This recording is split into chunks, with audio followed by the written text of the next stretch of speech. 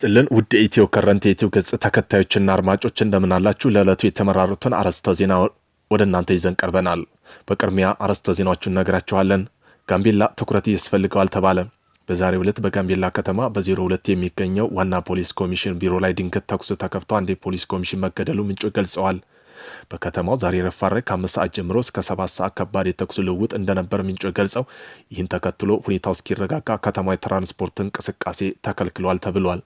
የጋምቤላ ከተማ ፖሊስ አዛዥ መገደሉን ተከትሎ ግጭት ተቀሰቅሶ የጸጥታ መዋቅሩ በጎሳ መከፋፈሉን ስጋት መደቀኑ ተገልጿል። ጉዳይ የዜና ጥንቅራችን በሰፊው አካቶታል። ቆይታቸው የምሰሙት ይሆናል። በአፈ ጉባኤ ታደሰ ጫፎ የተመራ የኢትዮጵያ ልዑካን ቡድን የኢራን መከላከያ ስኬት ማሳያ ጎበኘ።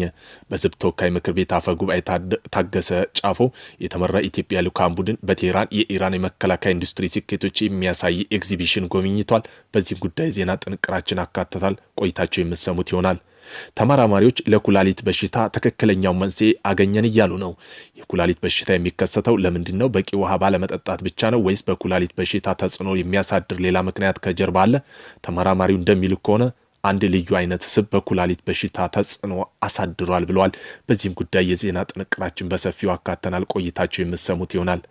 በነዳጅ እጥረት የተነሳ ሰራተኞቻችን እያሰናበት ነው ሲሉ በትግራይ የሚገኙ የማደያ ባልተቤቶች ተናግረዋል። በክልል ውስጥ የሚገኙ የነዳጅ ማደያ ባልተቤቶች ዛሬ በሰጡ ጋዜጣዊ መግለጫ በትግራይ የሚገኙ ነዳጅ ከመጠን ከጊዜ ወደ ጊዜ እየቀነሰ መምጣቱን አስታውቀው በዚህም ጉዳይ ሰራተኞቻችን ልናሰናበት ችለዋል ብለዋል። የዜና ጥንቅራችን በሰፊው ያካቶታል። ቆይታቸው የምሰሙት ይሆናል። እነዚህን የመሳሰሉ አርዕስተ ዜና ወደ እናንተ ይዘን ቀርበናል። ቤተሰብ ለመሆን ላይክ፣ ሸር፣ ሰብስክራይብ ማድረገውን እንዳይረሱ። ወደ ዕለቱ የመጀመሪያ ዜና ትንታኔያችን ስናል በጋምቤላ ክልል ትኩረት ያስፈልገዋል ተባለ። የጋምቤላ ከተማ የፖሊስ አዛዥ መገደሉን ተከትሎ ግጭቱ ተቀሰቀሰ። የጸጥታ መዋቅሩ በጎሳ መከፋፈሉን ስጋት መደቀኑ ተገልጿል።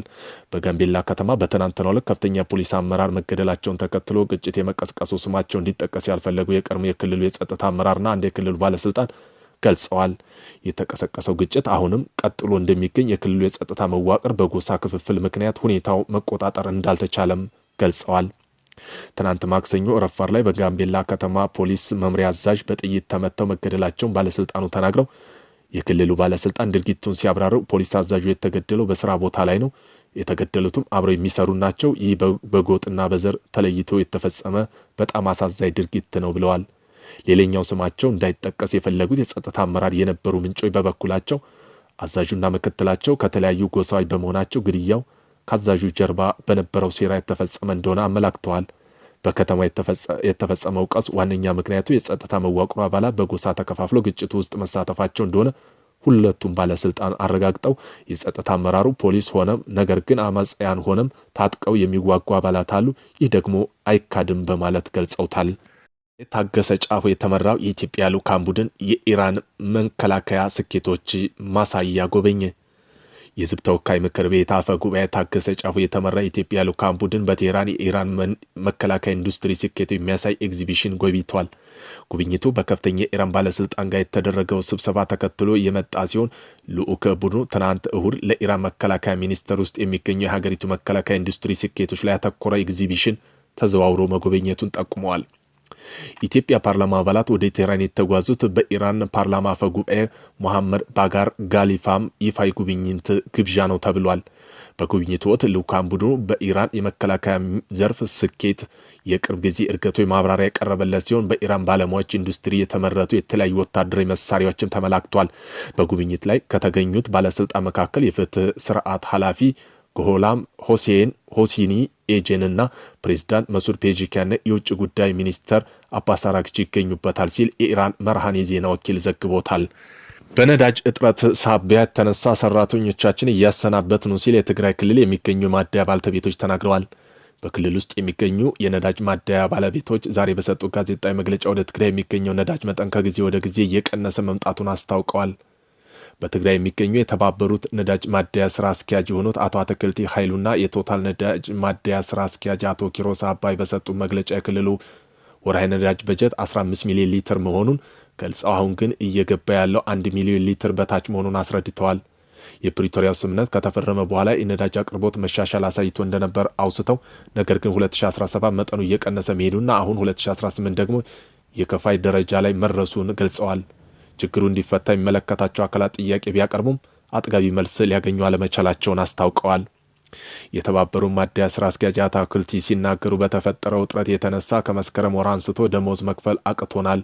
ስለዚህም ሰራተኞቻችን እያሰናበት ነው በማለት ገልጸው ሰራተኞች መደበኛ ስራ ሲጀምሩ እንደሚመለሱ በመግለጽ እንዲያርፉ ማድረጋቸው መጀመሪያ አስታውቀዋል። የማደያ ባለቤቶች እንዳሉ ከሆነ መስከረም ወር አንድ ቦቲ ነዳጅ የተቀበሉ ሲሆን በቀጣይ ሌላ አንድ ቦቲ የደረሳቸው ደግሞ በህዳር ወር ነው። ካለው ውጥረት የተነሳ ያላቸው ነዳጅ በአምቡላንስ ክልልና ለዞን የመንግስት ቢሮዎችና ሰላም ደህንነት ስራዎች ቅድሚያ መስጠት ማደያ መጀመራቸውን አስረድተዋል። በዚህም የተነሳ የህዝብ ትራንስፖርት ጨምሮ የተለያዩ ማህበራዊ ኢኮኖሚ አገልግሎት መቆሙን ገልጸው ችግሩ የፌዴራል መንግስት በመሆኑ መፍትሄ እንዲሰጣቸው ጥሪ አቅርበዋል። ክልል ውስጥ ነዳጅ በጥቁር ገበያ 180 ብር እስከ 240 እየተሸጠ መሆኑን ያስታወቁት የማደያ ባለቤት የትራንስፖርት ታሪፍም እስከ 70% መጨመሩን ገልጸዋል። ተመራማሪዎች ለኩላሊት በሽታ ትክክለኛ መንስኤን አገኘን እያሉ ነው። የኩላሊት በሽታ የሚከሰተው ለምንድን ነው? በቂ ውሃ ባለመጠጣት ብቻ ነው ወይስ በኩላሊት በሽታ ተጽዕኖ የሚያሳድር ሌላ ምክንያት ከጀርባው አለ? ተመራማሪዎች እንደሚሉ ከሆነ አንድ ልዩ አይነት ስብ በኩላሊት በሽታ ላይ ተጽዕኖ አሳድሯል ብለዋል። ይህም የሰውነት ኃይል አምጪ ህዋሳት ሜቶኮንድሪያን ያዳክማል ብለዋል። በውጤት ኃይል ላይ የማምረት ሂደቱን ይስተጓጎላል። ህዋሳቱ ኃይል አልባ በማድረግ ኩላሊቶች በቀጥታ ይጎዳል። የኩላሊቶችን ጤናማና ጠንካራ ህዋስ አንድ በማጥፋት ይጀምራል። በዚህ ምክንያት የሚከሰተው በሽታ አጣዳፊ ኩላሊት ጉዳት ወይም አኪዩት ኪድኒ ኢንጁሪ ይባላል ብለዋል። ይህ ደግሞ የመነሻው ደረጃ ነው። የኩላሊት ህዋሳት ይጎዳል። መጨረሻ ኩላሊት ስራ ማቆም ወይም ኪድኒ ፌለር ይጀምራል። የዩናይትድ ዩኒቨርሲቲ ሃርቫርድ ህክምና ትምህርት ቤት ጋር በዚህ ጥናት ውስጥ ተሳትፏል። በዚህም ተመራማሪዎች የዚህ ንጥረ ነገርም ስም ሴራሚድ መሆኑን ገልጸዋል። ይህ ንጥረ ነገር በሁሉም ሰው አካል ውስጥ ይገኛል። ሆኖም ግን ብዙ የውጭ ምግብ፣ የተዘጋጁ ምግቦች ወይም ጤናማ ያልሆኑ ምግቦች ስንመገብ መጠኑ ይጨምራል ብለዋል።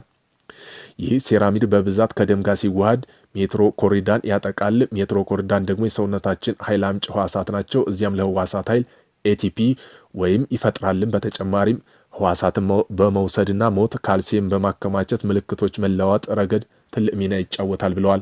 ሜቶኮንድሪያን ሲጎዱ በህዋሳት ውስጥ ኃይል የማመንጨት ሂደት ይስተጓጎላል። በውጤቱም የህዋሳት መከላከያ ጋሻ ይወርማል። በዚህ አጋጣሚ ሴራሚድ የኩላሊት ህዋስን ይጠቃል ብለዋል። ተመራማሪዎች እንዳስታወቁ ከሆነ ከመጠን በላይ የሆነ ሴራሚድ በኩላሊት ህዋሳት ውስጥ ያሉ ሜቶኮንድሪያኖች በሙሉ ሊጠፋና ጤናማ የኩላሊት ህዋሳት ከጥቅም ውጭ እንደሆኑ ሊያደርግ ይችላል። ተመራማሪዎች ይህን አይጥ ላይ የሞከረችው ከፍተኛ የሴራሚድ መጠን የኩላሊት ስራ ማቆም ምልክቶች እንደሚያስከትል አረጋግጠዋል።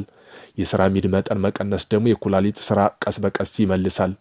ተመራማሪዎች የሴራሚድ መጠን መቆጣጠሪያ ከተቻለ የኩላሊት በሽታ ተጋላጭነት ሙሉ በሙሉ መቀነስ እንደሚቻል ተናግረው ከዚህም ጋር የሴራሚድ መጠን ለመቀነስ ልዩ መድኃኒቶች መውሰድ ወይም መርፌ መወጋት ያስፈልጋል።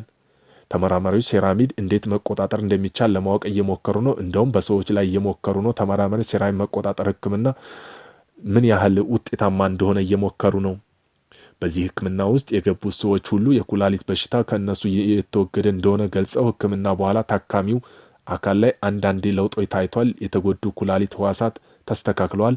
በዘላቂ ኩላሊት በሽታ የሚሰቃዩ ሰዎች የዲያሊሲስ ፍላጎት በእጅጉ ቀንሷል። የሰው መከላከያ ኃይሉ ኢሚዩኒቲ በከፍተኛ ሁኔታ ጨምረዋል። ሆኖም ግን ተመራማሪዎቹ እንደሚል ከሆነ በጥናቱ ትልቅ ደረጃ ሊደረግ እንደሚገባ ተናግረው ህክምና የሚደረገው በታካሚው አካል ሁኔታ ላይ ተመስርቶ ይሆናል ብለዋል።